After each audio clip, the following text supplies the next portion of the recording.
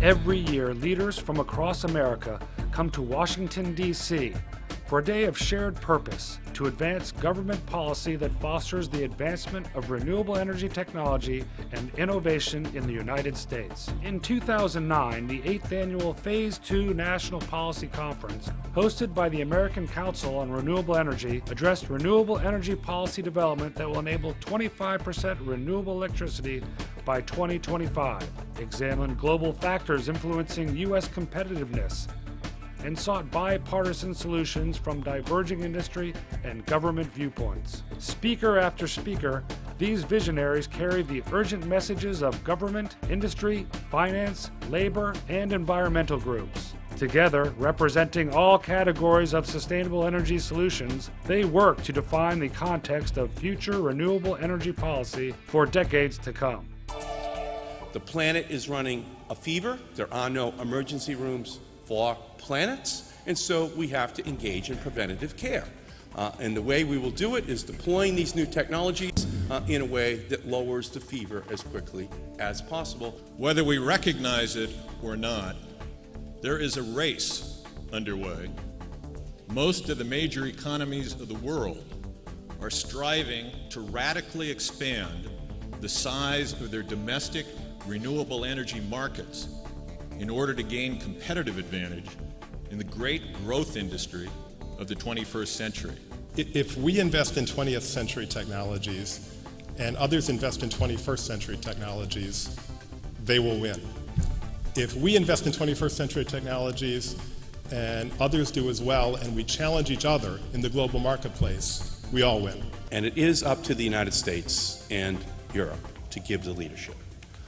And I think if we can continue to intensify our efforts, that we will be successful.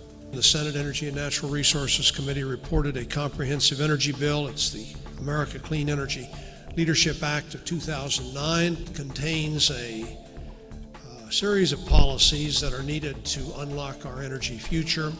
First is a renewable electricity standard.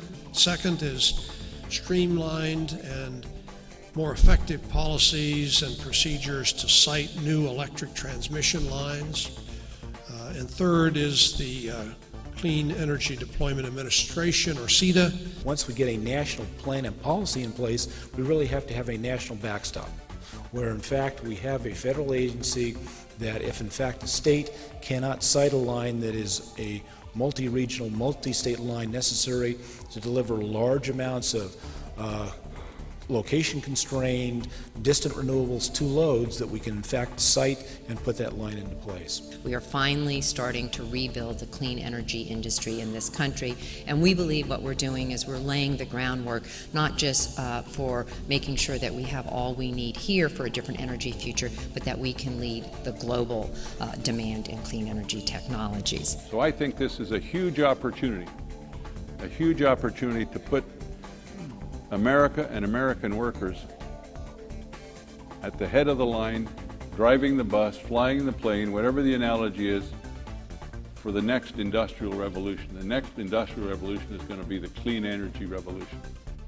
We've put together a website, and we would like the human face of the stories that you are creating to come into this platform, because when you ask folks who they listen to in this country, and if we want to create the space for bold policy in this chamber, we're going to have to create a national conversation. For that to happen, we need to have people talk to their friends about it. Folks need to realize this isn't a green job. This is just a good job, and my friend down the street has this good job. The President believes that from the Recovery Act to instructing his cabinet members to use these authorities, we are demonstrating important domestic leadership on how we can go about creating a new energy future. And our work hasn't simply been domestic. It doesn't stop at our borders. Earlier this year, the President was able to achieve an agreement at the G20 to phase out fossil fuel subsidies, a very, very important agreement. The time will come when only renewable energies will become consumed by people, produced and consumed by people, no other energies. But the question is now, how long will it last? 85% of the German people say we want to have a faster implementation of renewable energies. That means people have decided it. What is possible in Germany is possible everywhere. The facts are sustaining this proposition. We have had a growth in our GDP since '74 equal to the US growth in GDP. But we've had no growth in our energy consumption at all. We were in '74 a net exporter of energy, foreign sources, 99%. We had no real energy domestically. Today we are a net exporter.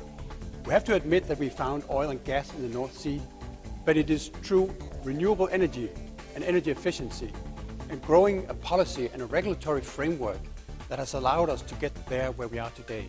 In my belief, this revolution that we're about to unleash in a way that is geometric and not arithmetic, I think we'll look back in 10 years and we'll see that this revolution has begotten yet another revolution, or two or three, that we could not have imagined.